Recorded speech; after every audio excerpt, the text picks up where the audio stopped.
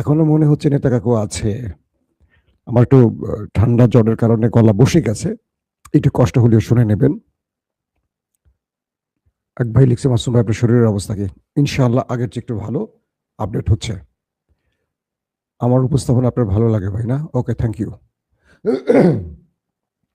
দর্শক, আজকে অনেকগুলো গুরুত্বপূর্ণ খবর আছে। আল্লাহ সুস্থ রাখলে পুরোটাই দেওয়ার চেষ্টা করব। বলতে পারি আজকে অনেকগুলো খবর আছে এবং আপনার ধৈর্য সহকারে বসে থাকতে হবে। আমি প্রথমে বাংলাদেশের খবরটা সংক্ষিপ্ত আকারে একটু দিয়ে নিই, তারপর আমি চলে যাব, কারণ বাংলাদেশের সংকটটা আমি খুব বেশি অল্প সময়ের জন্য দেব। প্রথম বিষয়টা হচ্ছে, বাংলাদেশ সংসদ এখন উত্তপ্ত হয়ে গেছে।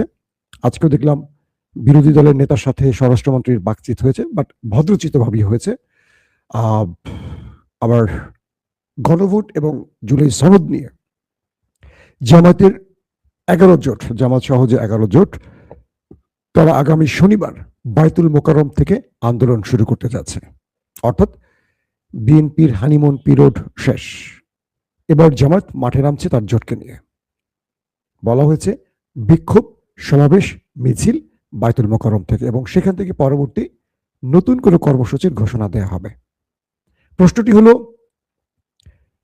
24-এর বিপ্লবের পর এত মানুষের প্রাণের বিনিময়ে যে বাংলাদেশ রচিত হয়েছে, যে বাংলাদেশের সবগুলো রাজনৈতিক দল ওয়াদা দিয়েছিলেন তারা একটা সুন্দর বাংলাদেশ গড়তে চান, তারা নতুন বন্দোবস্ত গড়তে চান, যে পুরনো বন্দোবস্তে হাসিনা ফ্যাসিস্ট হতে পারে, সেই বন্দোবস্ত আর চান না। এই প্রতিশ্রুতির পর রাজনৈতিক দল যদি আবারও ফ্যাসিজমের দিকে ফিরে যেতে চায় বা ফ্যাসিজমের সেই চিহ্নগুলোকে বাঁচিয়ে রাখতে চায়, এটা আমি মনে করব বাংলাদেশের জন্য সবচেয়ে বড় দুর্ভাগ্য। প্রথম কথা, আজকে আমি দেখলাম যে জামাত নেতা হামিদ হোসেন আজাদ না হামিদুদ্দিন হামিদ আজাদ, মাঝখানে একটা নাম আছে, আমি ভালো নামটা জানি না, হামিদ কি আজাদ এরকম একটা নাম, সিনিয়র একজন পলিটিশিয়ান জামাতের, তিনি বলেছেন যে বিভিন্ন অধ্যাদেশ বাতিল করে বিএনপি হাসিনার চেয়ে বড় ফ্যাসিস্ট হওয়ার পথে এগুচ্ছে। কে বলছে? জামাতের একজন নেতা। সাংবাদিকদের ডেকে তিনি এই বক্তব্যটি দিয়েছেন এবং কর্মসূচি ঘোষণা করেছেন। আমি বিশ্বাস করতে চাই, যে দেশটির এখন প্রধানমন্ত্রী আমার সবচেয়ে প্রিয় মানুষ তারেক রহমান, তিনি বাংলাদেশটাকে আগের স্থলে আর নেবেন না, একটা নতুন বাংলাদেশ উপহার দিবেন, যেটা তিনি লন্ডন থেকে 18 কোটি মানুষকে বারবার প্রতিশ্রুতি দিয়েছেন। কেন যেন বারবার আমাদের সালাউদ্দিন ভাই আলোচিত হচ্ছেন, তার দায়িত্বটা অনেক বেশি দেখছি। তারেক রহমানকে সেইভাবে বক্তব্য রাখতে শুনছি না, তিনি শুধু বসে বসে হাসেন, তার হাসিটা বেশ সুন্দর।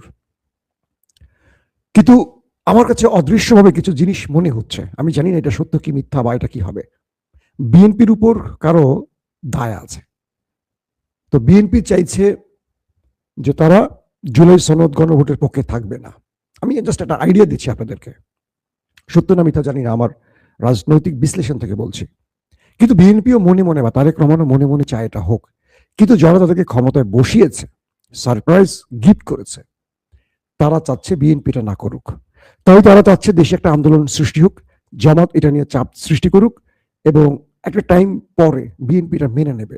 বেগম জিয়া এই কাজগুলো করতেন, আমি তার সাথে ওপেন ডিসকাশনে তার কিছু এরকম তথ্য জেনেছি, আমার আগের দর্শকরা তাদেরকে সংক্ষিপ্ত কিছু ভাষণ আমি শুনিয়েছিলাম আপনাদের।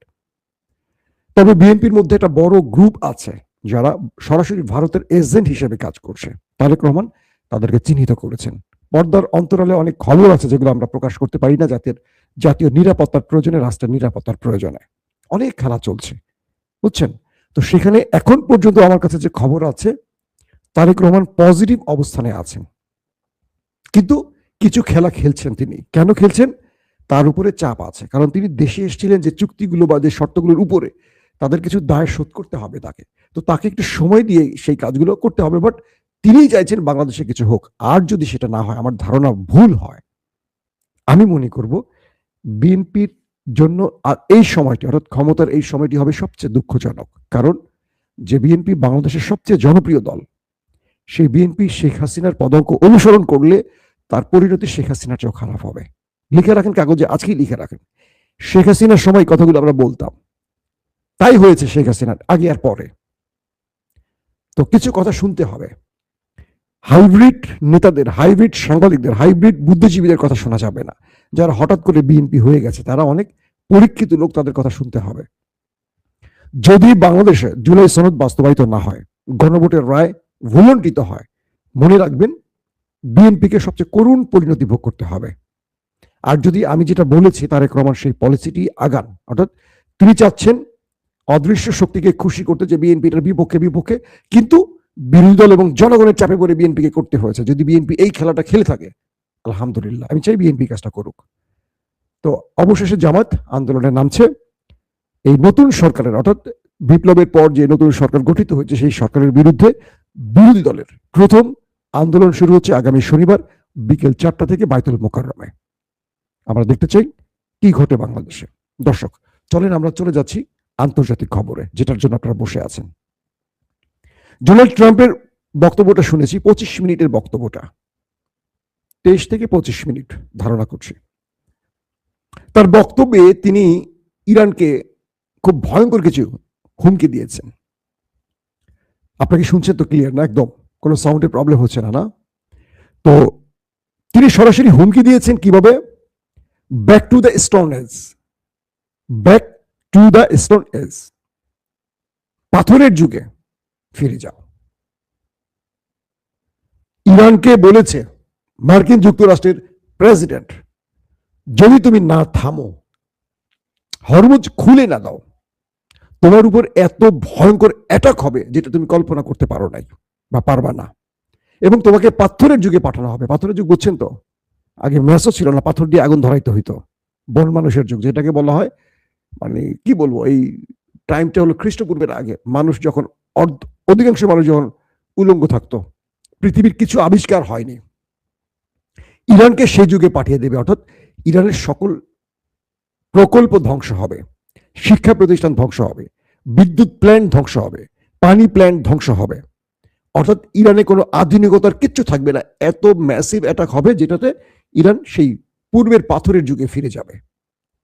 ডোনাল্ড ট্রাম্প ইরানকে ঠিক এই ভাষায় থ্রেট দিয়েছেন, এবং তিনি যে সোশ্যাল মিডিয়ায় লিখেছেন তার বক্তব্যের পর, সেটা হলো back to the stone age. Stone age বুঝছেন তো?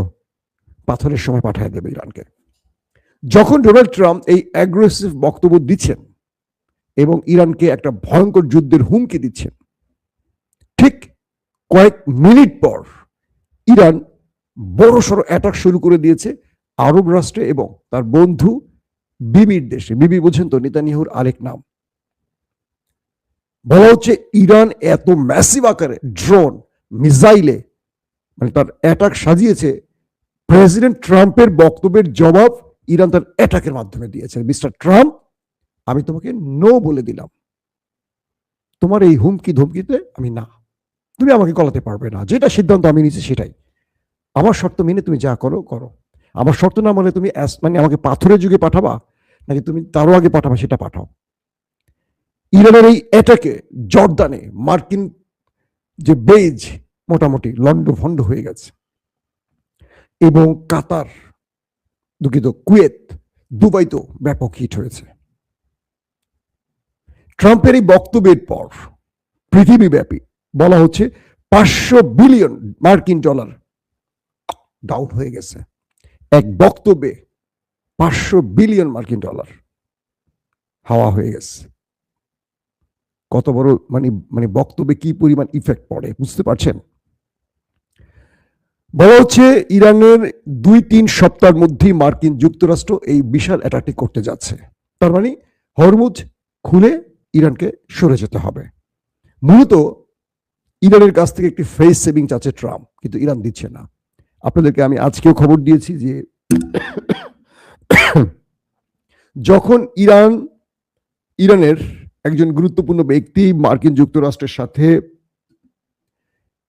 আলাপ চলছিল তৃতীয় রাষ্ট্রগুলোর মাধ্যমে, অর্থাৎ পাকিস্তান, তুরস্ক, মিশর, ওমান, এই দেশগুলোর মাধ্যমে যখন আলোচনা চলছিল, আর যে ব্যক্তিটি এই আলোচনাটাকে এগিয়ে নিয়ে যাচ্ছিলেন, সেই ব্যক্তিকে দখলদাররা মেরে দিয়েছে। মানে একবার চিন্তা করেন যে বিষয়টা কত ভয়াবহ ভাবে, যে যেই ব্যক্তি যুদ্ধ বন্ধের জন্য আলোচনায় যাচ্ছে তাকে মেরে দিচ্ছে। কামাল কারাজি, ইরানের যে নেতা ছিলেন যুদ্ধের বা আলোচনার, আলী লারিজানি, তারপর এই ব্যক্তি ছিলেন সবচেয়ে গুরুত্বপূর্ণ এই বিষয়ে। যিনি আলোচনা করতে চান বা যিনি আলোচনা করার ব্যক্তি হন, তাকে ওরা মেরে দেয়। অর্থাৎ ওই দেশটি চায় না কোনোভাবেই আমেরিকা আলোচনার মাধ্যমে যুদ্ধটা বন্ধ করুক, তারা যুদ্ধটা প্রলম্বিত করতে চায়, লম্বা করতে চায়। সেই কামাল খারাজিকে আমি এটা নিয়ে আজকে সন্ধ্যা দিয়েছি, আর ডিটেলস বলবো না। তো ইরান বলছে যে একদিকে আমাদের লোকদেরকে তোমরা টার্গেট কিলিং করছো, আবার যুদ্ধের আলোচনা চাইছো, এটা তো প্রতারণা। আমেরিকাকে বলছে এটা তো প্রতারণা, তোমাদের প্রতারণায় আমরা নামবো না। অর্থাৎ ট্রাম্পের বক্তব্য যখন দিচ্ছিল, ইরান তার আইআরজিসি তার মিসাইলের স্টোরেজে বসে বাটনে হাত দিয়ে বসেছিল। বক্তব্য শেষ আর মিসাইল মারা শুরু করছে। মাইরা ট্রাম্পকে জবাব দিচ্ছে, ট্রাম্প দেখো তোমার পাথরের যুগে আমাদের পাঠাবার, আমরা তোমাদেরকে, তার বক্তব্য দিলাম মিসাইল দিয়ে। এখন যে বিষয়টি তৈরি হয়েছে যে জর্দান রাষ্ট্রটা কারা? এটি হলো ইসরায়েলের সবচেয়ে বড় মিত্র। এরা কোনো মুসলিম দেশে নয়, এরা ইসরায়েলের মিত্র বা ইসরায়েলের পক্ষের। আরেকটি দেশ আছে আরব আমিরাত। সৌদি আরব এখন চুপ। ট্রাম্প সৌদির প্রধানকে নিয়ে এত ন্যাক্কারজনক বক্তব্য দিয়েছে যে সে ট্রাম্পের পেছনে নাকি চুমু দেয়, তো সেই ব্যক্তি এখনো চুপ। সৌদি আরব কথা বলে কম, কাজ করে অন্যভাবে কাজ করে। কাতার মোটামুটি চুপ, ওমান চুপ। বাহরাইন বলছে নতুন করে যে আমরা এই যুদ্ধের আগেও নেই, পাছেও নেই, বহুত মাইর খাইছি, বহুত খাইছি আর কি, আর খাইতে রাজি না। এখন লাফাচ্ছে শুধু দুটো দেশ, বাহরাইন, আরব আমিরাত, আর হলো জর্দান। কুয়েত চুপ, কাতার চুপ, বাহরাইন চুপ, আরব চুপ। ওরা বলছে আরব যদি এই যুদ্ধে না নামে আমরা নামবো কি করে? অর্থাৎ আরবরা হলো মোরল, আরব যদি যুদ্ধে নামে সবাই নামবে। আরব কৌশলগত কারণে চুপ। তারা চায় ইরান দমে যাক, কিন্তু তারা এই অ্যাটাকে নামবে না, কারণ তারা জানে যদি তারা এই যুদ্ধে নামে ইরান আরবকে তক্তা বানায় ফেলবে। তাদের যে ভিশন 30 শেষ, বুর্জ খলিফা মলিফা কিছু থাকবে না। এখন পর্যন্ত ইরান মার্কিন বেজগুলোকে টার্গেট করছে, তখন ইরানের মিসাইলগুলো আরবের কোনো স্ট্রাকচার রাখবে না, সব শেষ করে ফেলবে, কারণ আমেরিকা ঠেকাতে পারবে না। আমেরিকা তো নিজের বেজে ঠেকাতে পারে না, আরবকে কি ঘোড়া রান্না ঠেকাবে? এখন এই পরিস্থিতির মধ্যে যে অবস্থাটি তৈরি হয়েছে যে মার্কিন ডিস্ট্রয়ার ভারত মহাসাগরে যখন ছিল, ইরানের মিসাইল সেটাকে হিট করেছে, দুটো মিসাইল হিট করেছে মার্কিন ডিস্ট্রয়ারে। ইরানিরা বলছে এটি হলো আমাদের ভারত থেকে শ্রীলঙ্কা হয়ে আসার পথে ইরানের একটি জাহাজে অ্যাটাক হয়েছে না, 80 জন নাবিক শাহাদাত বরণ করেছিলেন, এটার প্রতিশোধ। মার্কিন সেই ডিস্ট্রয়ারকে, প্রায় $2 বিলিয়ন মার্কিন ডলারের সেই ডিস্ট্রয়ারটাকে দুটো মিসাইল দিয়ে হিট করেছে।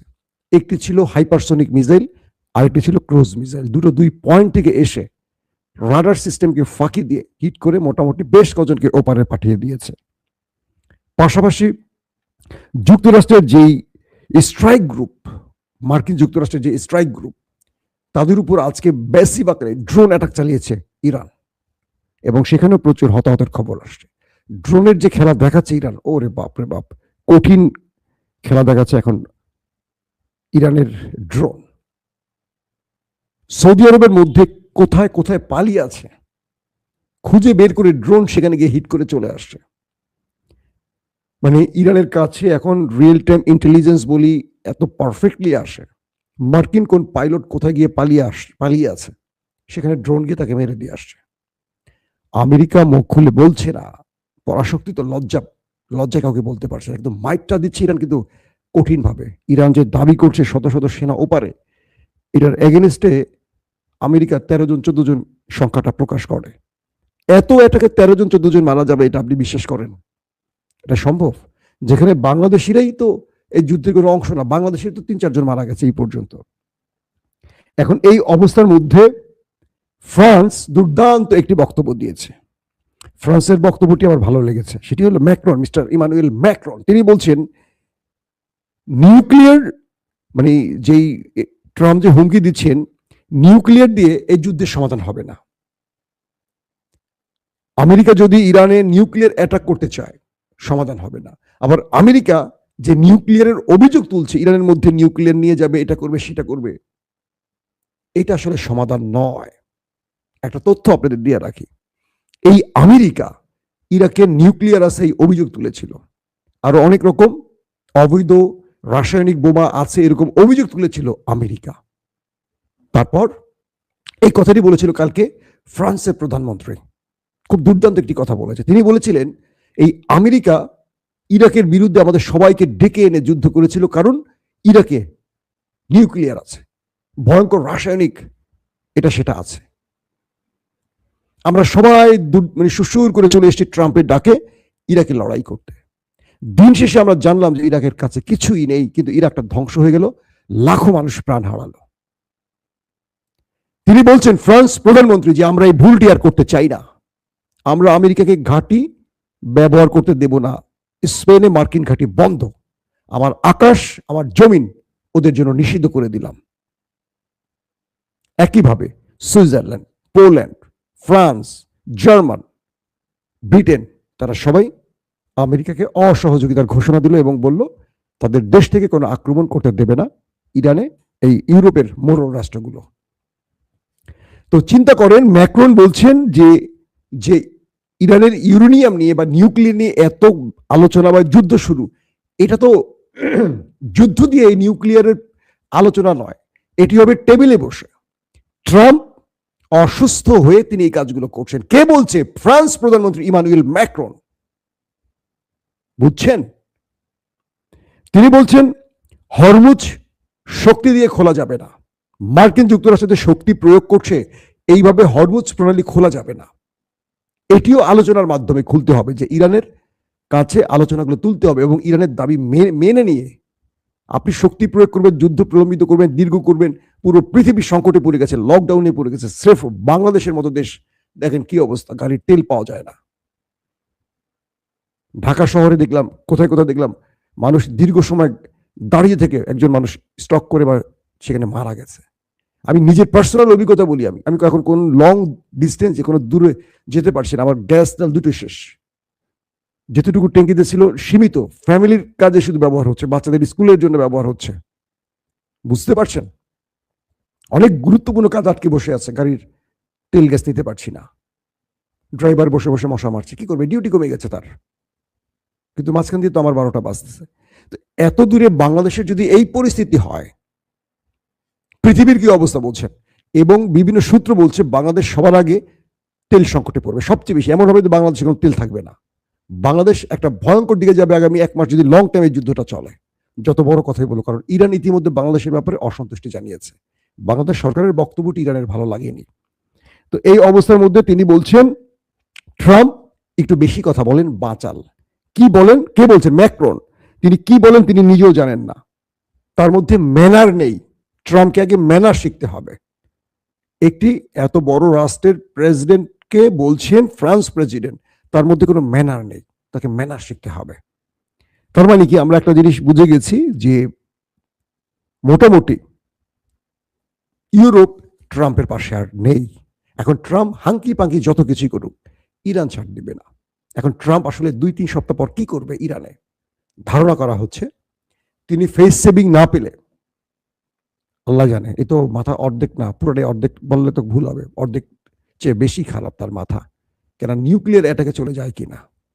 কিন্তু আমেরিকা যদি ইরানের বিরুদ্ধে নিউক্লিয়ারে চলে যায়, এটা আর থামবে না। রাশিয়া চীন তার এই অন্যতম পার্টনারকে ছাড়বে না, কারণ এই যুদ্ধটা ইরানের যতটুকু তার চেয়ে বেশি রাশিয়া চীনের। তারা লাভবান হচ্ছে এবং ইরানের মাধ্যমে তারা তাদের অধিকার ফিরে পাওয়ার সব চেষ্টা করছে। আর এই জন্য এই দেশ দুটো সর্বোচ্চ সাপোর্ট দিয়ে যাচ্ছে। বলা হচ্ছে ইরানের অধিকাংশ আক্রমণের যে ইন্টেলিজেন্স তথ্যগুলো আসে, উপগ্রহ তথ্য আসে বা স্যাটেলাইট ইমেজগুলো ধরে কোথায় মার্কিন ঘাঁটি, কোথায় তাদের মুভমেন্ট, যেই তথ্যগুলো আসছে, এর ম্যাক্সিমাম চীন এবং রাশিয়া ইরানকে দিয়ে থাকে। আবার ইরানের মিসাইলকে শক্তিশালী করতে দ্রুত কাঁচামাল ইরানে পৌঁছে দিচ্ছে, কারণ প্রতিদিন অজস্র মিসাইল ব্যবহার হচ্ছে। আবার আমেরিকা হিট করে অনেক মিসাইল ধ্বংস করছে। ইরান ফুল টাইম 24 ঘন্টা এখন শুধু মিসাইল তৈরি করছে আর ড্রোন তৈরি করছে, কারণ এই দুটো জিনিস দিয়ে ইরান পুরো যুদ্ধের নীতি, যুদ্ধের মিথ পরিবর্তন করে দিয়েছে ইরান। পৃথিবীর তাবৎ মূল্যবান ভয়ঙ্কর অস্ত্র আমেরিকার কাছে আছে, কিন্তু ড্রোন আর মিসাইল দিয়ে এতগুলো দেশকে একা পেটাচ্ছে ইরান, এটা কেউ কল্পনা করেনি। আর আমেরিকা কখনো মার খায়নি, মার দিয়ে গেছে। কেউ ঘুরে মারবে শক্তি কেউ দেখায়নি। ইরান যখন ধরছে টাইট মতো, বাকিরা বুঝে গেছে যে এটাই সময় ওরে চেপে ধরার, কিন্তু ভিতুরা এগিয়ে আসছে না, তারা চাচ্ছে ইরানই শেষ করে দেখ, আমাদের মতো আর কি। আর ইরান আরেকটা মার, আরেকটা মার, মার, হ্যাঁ হ্যাঁ মার মার। বাংলাদেশিরা করে না, দুজন মারামারি করলে দোস্ত আরেকটা মার, আরেকটা মার, সে দূরে দাঁড়িয়ে রয়েছে।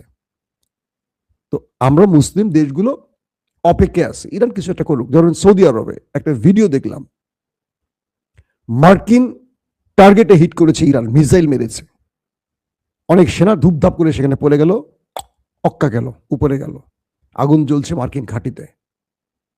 যিনি ভিডিও করছেন আল্লাহু আকবার বলছেন সৌদি আরবের ভেতরে, দুবাইতে, কাতারে, কুয়েতে, ভিডিওগুলো দেখেছেন হয়তো আপনারা অনেকে। তার মানে ওই দেশের রাজা বাদশারা আমেরিকার কাছে মাথা বিক্রি করলেও জনগণ তো করেনি। জনগণ কিন্তু একটা জিনিসই চাইছে, ইভেন ভারতের মানুষও চাইছে অনেকে, যে ইরান বিজয়ী হোক। কারণ মাতাব্বরি, মোরলগিরি কেউ আসলে পছন্দ করে না। তোমার মন চাইবে তুমি এক গাজার মানুষকে মেরে ফেলবা, বিবিকে দিয়ে, মানে নেতানিয়াহুকে দিয়ে, বিচার নেই। তুমি জাতিসংঘকে বলছো তুমি একটা প্রস্তুতি নাও, আমরা নিউক্লিয়ার অ্যাটাক করতে পারি, এটাকে তুমি বৈধ করতে হবে। জাতিসংঘকে দিয়ে আমেরিকা ইরানের নিউক্লিয়ার অ্যাটাকে বৈধতা দেওয়ার জন্য কাজ শুরু করে দিয়েছে। তার মানে ট্রাম্প যদি ফেস সেভিং না পায়, ইরানে বড় কিছু ঘটাবে। আর এটুকু বলতে পারি, ইরান এত ছোট দেশ না রে ভাই।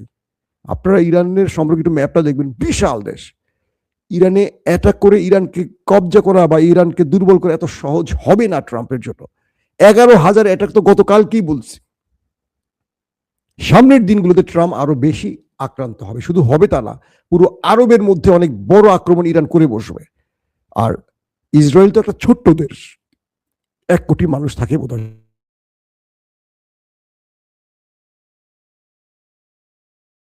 কিন্তু ইরান চাচ্ছে না সিভিলিয়ানরা মারা যাক। ইরান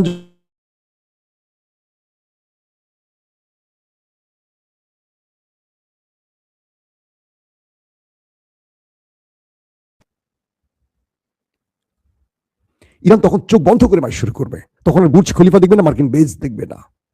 কারণ অনেকে আমাকে প্রশ্ন করেন, ভাই নিউক্লিয়ার মারলে তো ইরান শেষ না ভাই? অনেকগুলো নিউক্লিয়ার মারতে হবে, একটা দুইটাতে হবে না। অনেক বড় ইরান, হয়তো তেহরানে মারবে। আর ইরানের পারমাণবিক বলি, মিসাইল বলি, ম্যাক্সিমাম তেহরানে না, এগুলো অনেক দূরে, ইস্পাহানে আছে, ফোর্দোতে আছে, বিভিন্ন। আর ইরান এমন একটি দেশ, চারদিকে পাহাড়। ইরানের ম্যাক্সিমাম মিসাইলগুলো পাহাড়ের নিচে টানেল বানানো। তো পাহাড়ে যতই বাংকার ব্লাস্টার বোমা মারুক, পাহাড় ভেদ করে আরো মাটির নিচে 200 ফুট, আমেরিকার বাপেরও সেই মিসাইল নেই।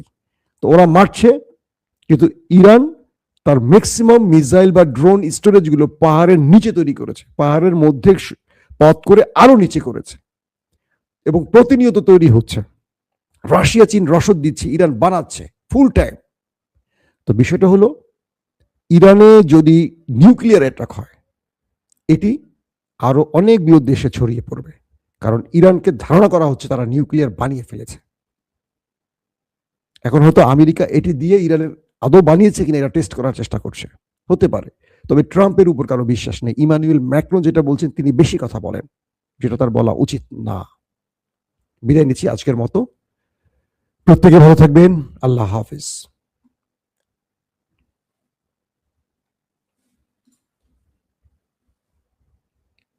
ওপেন দাইস মানে সত্যকে সত্য বলা, মিথ্যেকে মিথ্যে বলা। আমরা শোনা কথা নয়, চোখে যা দেখে তাই বলি।